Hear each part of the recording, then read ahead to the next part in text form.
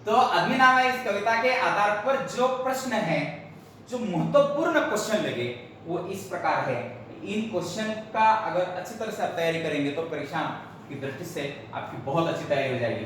कवि इस अवतरण में वाक्य बताना चाहता है, कवि इस अवतरण में क्या कवि इस अवतरण में क्या बताना चाहता है। तो आपको ये ऐसा देखा गया तो आपके दृष्टि से लिखना है, मतलब हॉट्स क्वेश्चन है।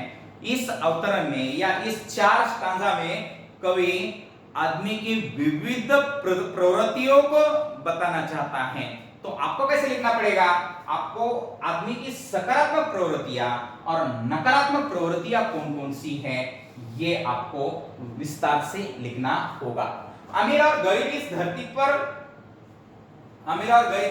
पर क्यों हैं,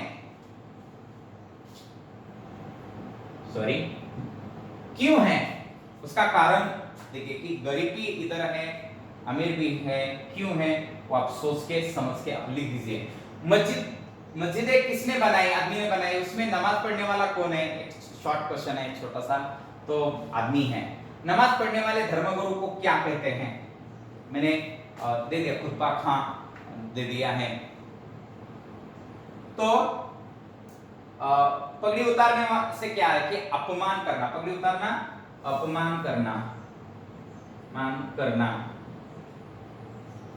तो अग्निनामा शीर्षक कविता के इन अंशों को पढ़कर आपके मन में मनुष्य के प्रति क्या धारणा बनती है, मनुष्य किस प्रकार का है, कैसा है, तो आप पता चल गया होगा कि आदमी में कितनी प्रवृत्तियां हैं या खुद में कितनी प्रवृत्तियां हैं, हम अपने को किस कोटि में, हम अपने को किस कैटेगरी में रखते हैं, उसके बारे में सोच लीजिए। इस प्रश्न का उत्तर आपको प्राप्त होगा।